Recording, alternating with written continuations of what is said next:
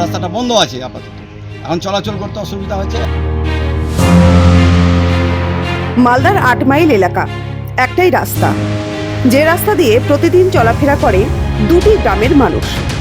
এখন সেই রাস্তাকেই ঘিরে শুরু হয়েছে তীব্র রাজনৈতিক বিতর্ক। মালদায় নির্বাচনের মুখে রাজনৈতিক উত্তাপ বাড়ছে। অভিযোগের তীর এবার বিজেপির বিধায়ক তথা প্রার্থীর বিরুদ্ধে।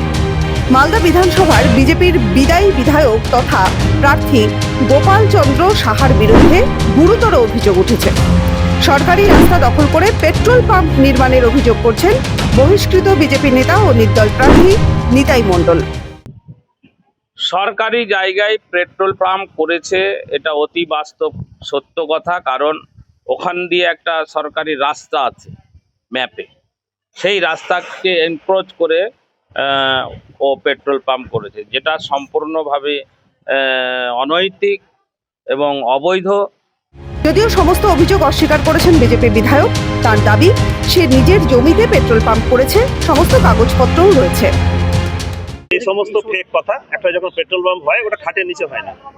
রায়তি জমিতে আমার পেট্রোল পাম্প করা আছে, তার যথেষ্ট পেপারস আছে। ল্যান্ড কনভার্সন থেকে রায়তি জমি আমার সম্পত্তি, হ্যাঁ, সেই সম্পত্তিতে ব্যবসা মানুষ করছে। আমি তো ব্যবসায়ী লোক একজন, তো পেট্রোল পাম্প তো হাজার হাজার আছে, আমারও ওখানে একটা পেট্রোল পাম্প আছে।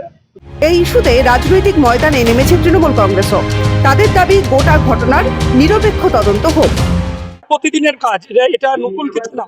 শুধু উনি এখানকার না, গোটা ভারতবর্ষের সব জায়গায় এটা আরো তদন্ত করুন। আপনারা সাংবাদিক মহল যদি এটা তদন্ত করেন, দেখবেন যে আরো কত কি করা আছে।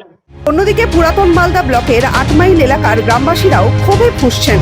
তাদের অভিযোগ, দুটি গ্রামের সংযোগকারী রাস্তা দখল করেই পেট্রোল পাম্প তৈরি করা হয়েছে, ফলে যাতায়াতে ভোগান্তি বাড়ছে।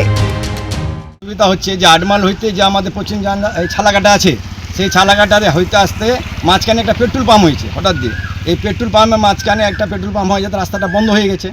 তো বন্ধ হয়ে গেছে, এই রাস্তাটা বন্ধ করেছে আপনাদের এমএলএ, আমাদের গোপাল চন্দ্র সাহা, বিজেপির এমএলএ। তো এখন রাস্তাটা বন্ধ আছে আপাতত, এখন চলাচল করতে অসুবিধা হচ্ছে এবং টোটাল মোরান মাটি হয়ে আছে, এখন কোনো পাকা রাস্তা হয়নি। অভিযোগ পাল্টা অভিযোগের মাঝে এখন প্রশ্ন, আদেও তদন্ত হবে কিনা, আর তদন্তে কি সত্যি বেরিয়ে আসে সেটাই এখন দেখার।